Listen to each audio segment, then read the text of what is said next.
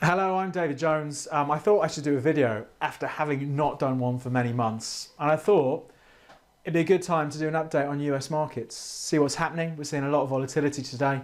So take a quick look at levels to watch. NASDAQ, S&P, Dow. I think there could well be opportunities today, Wednesday, or as the week goes on. So I thought let's take a look at those. If you're new to the channel, I've been trading for 25 years. Been a full-time trader for a few years now, trade a mix of different markets, but we quite focus on US stocks and US stock indices, but trades I've done this week, I'm long platinum and I'm long T-bonds from earlier in the week, and I've got about 50 open US stock positions. I talk about them on the live streams I run every Friday, so if you're not subscribed, if you subscribe, you'll get notified whenever I go live on the channel, usually just as the US market is opening on a Friday. I do a couple of other different things. I run a trading course.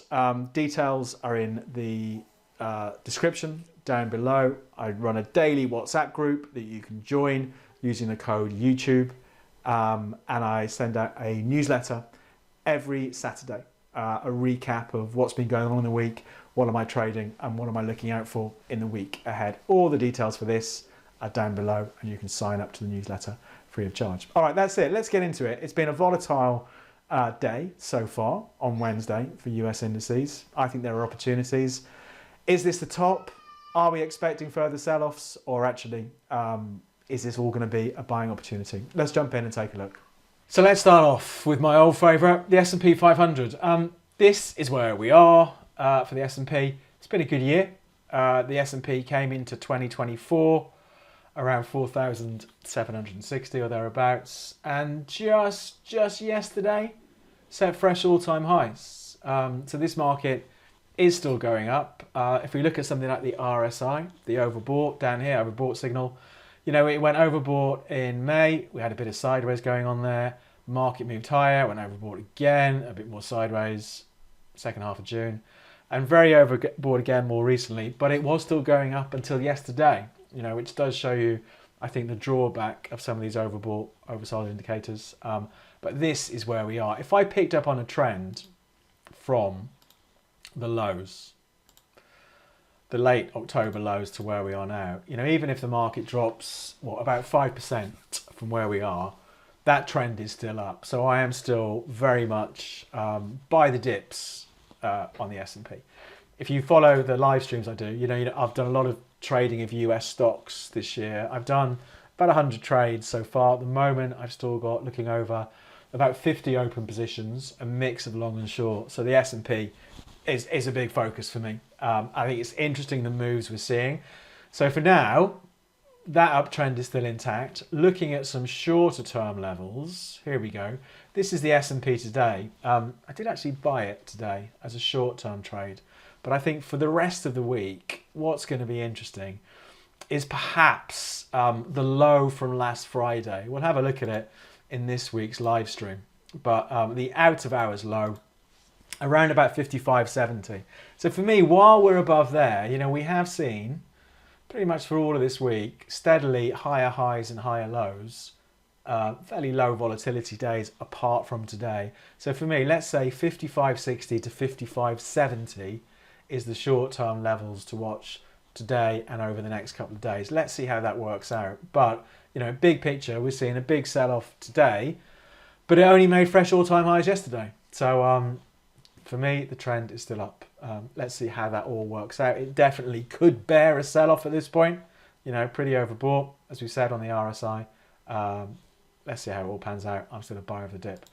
On the NASDAQ, again, let's do the same thing. If we go back to the beginning of this year, so the NASDAQ ended 2023 at 16.8 or thereabouts. It touched 20,800 this month. So we've seen a 4,000 point rally on the NASDAQ, which is, what's that, about 25% into those highs on the NASDAQ. We've seen more volatility on the NASDAQ, definitely, over the last week, you know, as some of these tech stocks have taken a bit of a hit. But again, if we look at, let's look at our big trend on the NASDAQ all the way back to the beginning of 2023.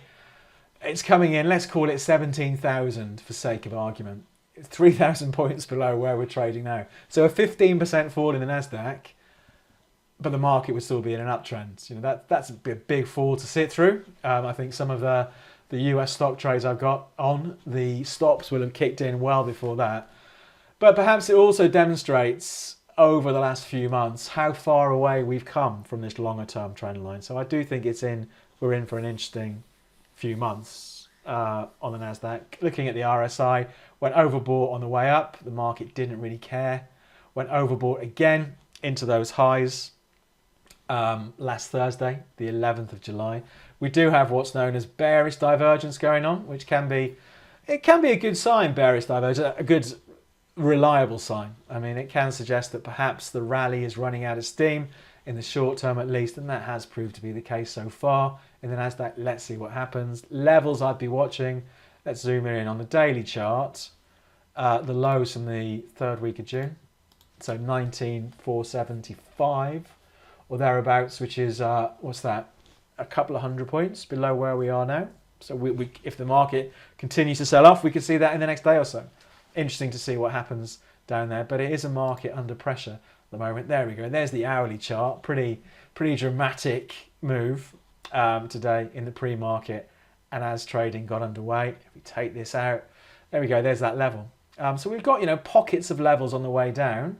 19.6 from right at the beginning of the month. So the July lows are at 19.6. So about, what's that? 300 points below where we are now. Let's see. Then that level is 500 points away. The big level for me. So lots to watch. For now, I'd still be looking for the bounce, but not at the moment because the market has nosedived today. But I think we're in for an interesting couple of days. You know, it's we're only at time of recording. We're only an hour into the session for Wednesday. So you know, let's see. But I think we've seen in recent months, the last hour particularly for US stock trades, we can see some turnarounds. Let's see how this market fares. It's a really interesting one to watch.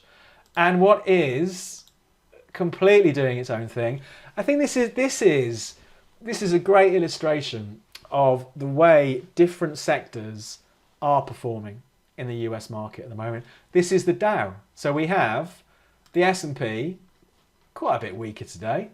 We have the NASDAQ taking a fair old nosedive today, almost, well, you know, 500 points lower, not quite, but almost 500 points lower from yesterday's close. And what's the Dow Jones doing? Off to the moon. So clearly the Dow is a very different index to the NASDAQ. The Dow is made up of 30 stocks, so a much narrower focus, perhaps more traditional stocks rather than some of the tech high flyers. But it shows you the difference, I think, the split we're seeing amongst US stocks at the moment. And just to illustrate that a bit more, you may well be familiar with the so-called Magnificent Seven stocks and the way they impact markets. So first of all, what are the so-called Magnificent Seven? Alphabet, Amazon, Apple, Meta, formerly Facebook obviously, Microsoft, Nvidia, and Tesla.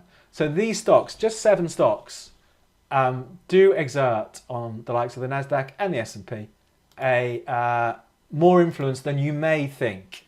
So here's an article, Business Insider. I'll put the link down in the the description, from May of this year. So it's about 2 months old, this article. But the Magnificent Seven, so 7 stocks, because of their size, because the S&P 500 is a weighted index, weighted by market cap, because of the size of these 7 stocks, it's got a 31% weighting in the S&P.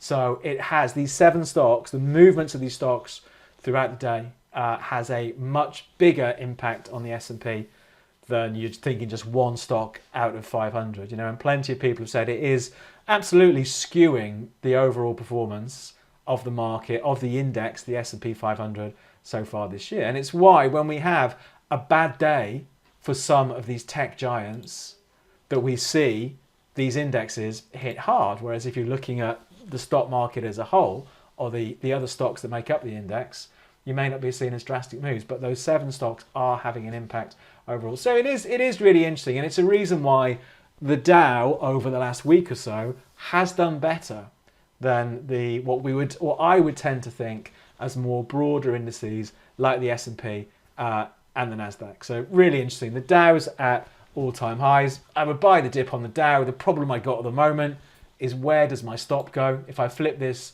to an hourly chart, yesterday's low, Tuesday's low, was around 40,200. So if I saw a dip in the Dow, I'd be looking to be a buyer, and that's the closest I'd be looking to have my stop. But a really interesting week, I think, with these different moves in all of these three popular US indices. NASDAQ is taking the biggest beating because it hasn't been a good day so far for tech, so that's really under pressure. But we do have some big levels coming up.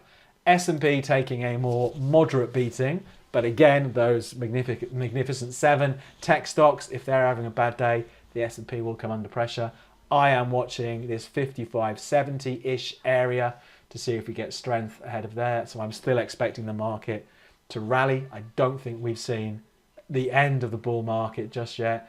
And the Dow Jones completely doing its own thing, up at all-time highs, wondering what the drama is in all these other markets. So some really interesting trading opportunities, I think. So for me, like I say, buying the dip when the dip stops dipping. We'll take a look at this in a bit more detail on Friday's live stream. So if you haven't subscribed, make sure you subscribe to that. But I thought it was worthy of a quick video, just to have a quick look at what's going on. That's it for this update on US markets. We'll take a look again in Friday's live stream. But I think it's really interesting. I am still looking for the bounce. Buying the dip has been the right strategy so far this year. Let's see if that plays out again. More on Friday in the live stream. If you're new to the channel, I hope you find it interesting and you subscribe for further stuff. Don't forget, you can sign up to the newsletter free of charge and get weekly trading tips on a Saturday from me. But for now, we'll wrap things up there. So until the next time, good luck with your trading.